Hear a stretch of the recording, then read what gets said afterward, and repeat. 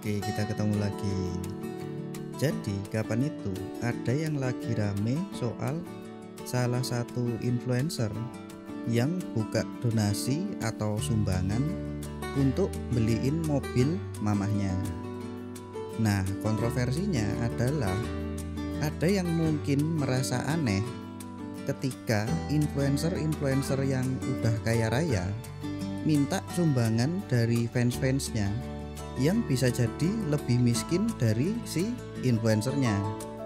Aku nangkap sih ya logika orang-orang yang kontra dengan fenomena tadi.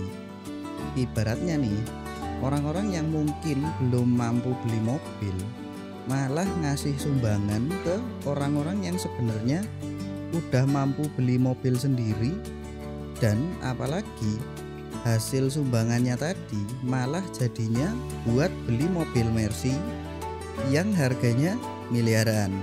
Tapi di sisi lain mungkin ada juga yang nggak masalah dengan fenomena tadi, karena toh orang-orang yang nyumbang tadi juga pakai duitnya sendiri. Plus influencernya juga jujur-jujur aja kalau memang donasinya buat beli mobil.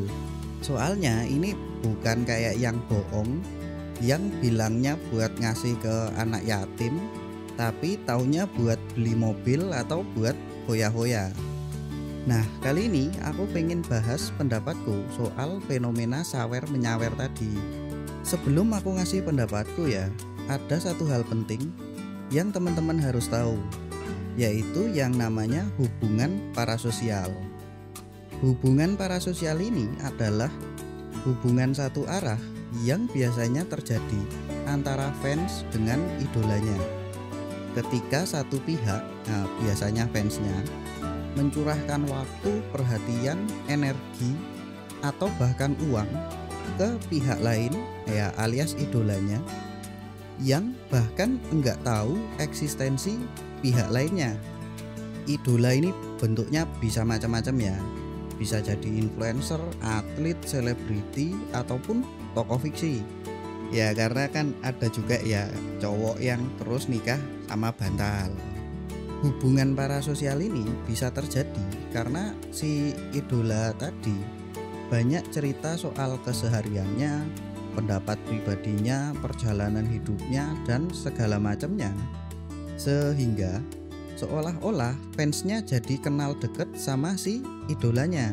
Padahal idolanya sendiri itu ya biasanya enggak tahu, dan bahkan mungkin bisa juga enggak mau tahu. Makanya hubungan ini disebutnya hubungan satu arah, bukan hubungan sosial yang pada umumnya dua arah. Ya ini kayak hubungan antara teman satu tongkrongan, antara suami dan istri, atau antara anak dan orang tuanya. Nah, hubungan parasosial ini bisa berbahaya ketika tidak disadari oleh para fansnya, karena para fans ini bisa aja berharap yang aneh-aneh. Aku nyawer yang banyak biar dia terus ngelirik ke aku, biar dia lihat aku siapa. Aku pengen jadi fans yang nyawer paling gede biar bisa jadi pacarnya, ataupun ya ilusi-ilusi lainnya. Emang gak ada ya fans yang terus bisa jadi pacar atau malah nikah sama idolanya? Ya mungkin kalau ada, ya pasti ada. Orang yang menang lotre yang peluang menangnya 1/100 juta aja ada. Tapi ya bukan berarti itu bisa diandalkan atau dijadikan patokan juga. Ya ini setidaknya menurutku ya. Lebih parahnya lagi kalau misalnya udah gak ada duitnya sampai ngutang-ngutang ke pinjol, ngasih saweran ke influencer dengan harapan bisa jadi pacarnya si influencer yang cantiknya bukan editan. Di sisi lain, kalau memang fansnya sadar bahwa ini memang donasi dan tidak ada harapan apa-apa, ya sebenarnya silakan aja selama memang ada duitnya. Teman-teman yang udah beberapa kali lihat videoku mungkin juga udah tahu ya kalau aku buka saweran. Ya ini kalau ada yang mau support konten-konten aneh yang kayak gini. Dan ya karena memang yang nyawer itu sebenarnya temen-temenku juga, aku juga tahu kalau mereka bukan orang-orang susah. Selain itu, buat yang udah sering nonton juga mungkin tahu ya, kalau sejak bulan kapan itu aku tahu-tahu pakai mic ini. Ini mic juga hibah dari temen yang pengen support ke aku tanpa minta imbalan apa-apa. Jadi ya aku juga bukan orang yang anti donasi gitu-gitu. Menurutku ya kayak sama yang dibilang sama Socrates. Hidup yang tidak disadari tidak layak dijalani. Itu aja sih sebenarnya yang jadi patokan utamaku. Apakah kita sadari betul setiap keputusan dan tindakan kita? Mungkin ya banyak orang merasa dan berpikir bahwa kita sebagai manusia selalu mengambil keputusan dan melakukan sesuatu dengan penuh pertimbangan dan kesadaran. Padahal faktanya kebalikannya. Makanya sampai ada yang namanya bias kognitif. Bias kognitif kita itu bahkan sebenarnya yang lebih dominan dan lebih sering digunakan dalam kehidupan sehari-hari.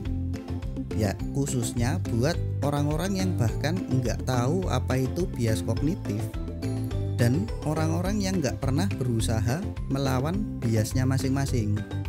Penutup nih ya.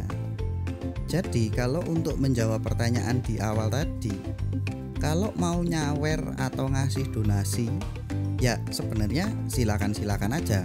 Asalkan memang duitnya ada.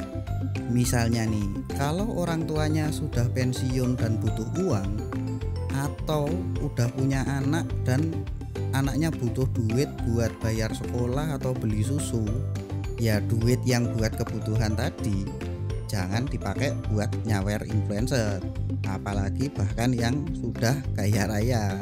Jangan lupa juga dijaga harapan dan hayalannya. Nih ya aku cerita, aku pernah nemu salah satu video dari salah satu influencer cewek yang ditanyain gitu sama hostnya, berapa gaji minimal buat cowok yang pengen jadi pacar kamu? Jawabannya 35 juta. Maksudku gini, aku tahu kalau cowok itu senengnya kegeeran ya, alias baperan ya, karena aku dulu juga gitu. Chatnya dibales sama cewek cantik aja, kadang pikirannya udah aneh-aneh. Wah dia suka sama aku nih. Ya sorry nih, ngaca dulu gitulah ya kasarannya. Kalau ada yang mau tanya-tanya, mau protes atau apa, silakan coret-coret di komentar ya. Kalau ada tante-tante yang mau ngasih duit ke om-om gak jelas gini, linknya juga ada di deskripsi ya. Ya wis gitu aja. Sampai ketemu lagi kapan-kapan. Dadah.